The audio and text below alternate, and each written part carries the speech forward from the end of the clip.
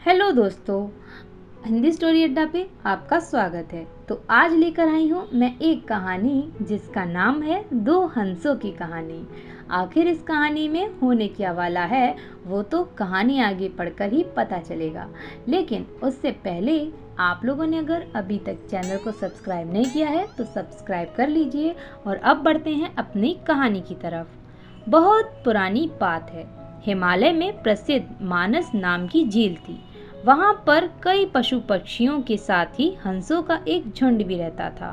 उनमें से दो हंस बहुत आकर्षक थे और दोनों ही देखने में एक जैसे थे। लेकिन उनमें से एक राजा था और दूसरा सेनापति। राजा का नाम था धृतराष्ट्र और सेनापति का नाम था सुमुखा। झील का नजारा बादलों के बीच में स्वर्ग जैसा प्रतीत होता था। उन समय झील और उनमें रहने वाले हंसों की प्रसिद्धि वहां आने जाने वाले पर्यटकों के साथ देश विदेशों में फैल गई थी। वहां का गुणगान कई कवियों ने अपनी कविताओं में किया, जिससे प्रभावित होकर वाराणसी के राजा को वह नज़ारा देखने की इच्छा हुई।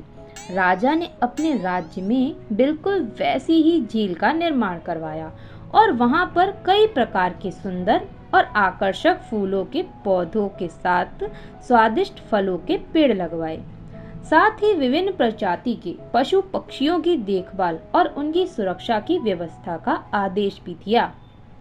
वाराणसी का यह सरोवर भी स्वर्ग जैसा सुंदर था। लेकिन राजा के मन में अभी उन दो हंसों को देखने की इच्छा थी जो मानस सरोवर में रहते थे। एक दिन मानस सरोवर के अन्य हंसों ने राजा के सामने वाराणसी के सरोवर जाने की इच्छा प्रकट की। लेकिन हंसों का राजा समझदार था। वह जानता था कि अगर वो वहां गए तो राजा उन्हें पकड़ लेगा।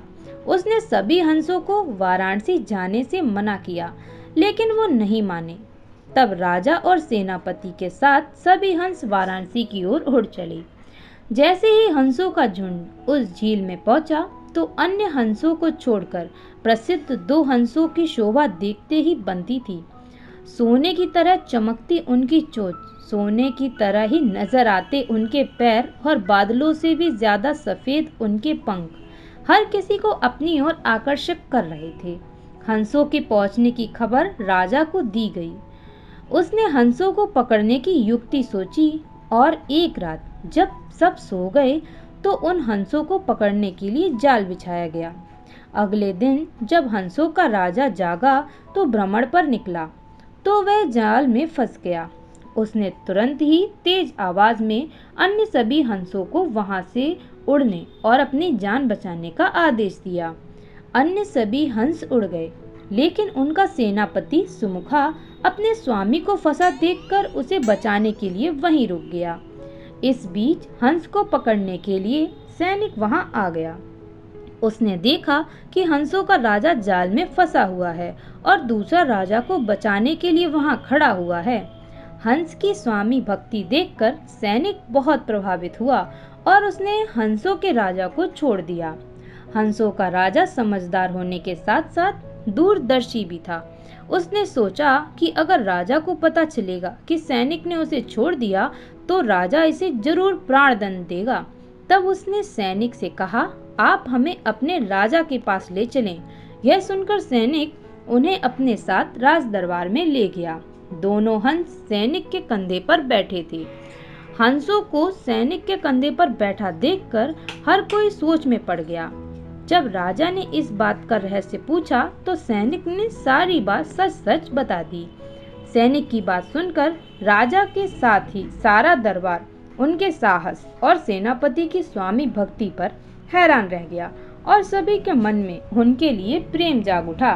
राजा ने सैनिक को माफ कर दिया और दोनों हंसों को आदर के साथ कुछ और दिन ठहरने का निवेदन किया। हंस ने राजा का निवेदन स्वीकार किया और कुछ दिन वहां रुककर वापस मानस झील चले गए। तो बताइए दोस्तों, आपको ये कहानी से क्या सीख मिलती है? यही कि किसी भी परिस्थिति में हमें अपनों का साथ नहीं छोड़ना चाहिए। इस बारे में आपका क्या ख्याल है? कमेंट करके जरूर बताइएगा। Thank you.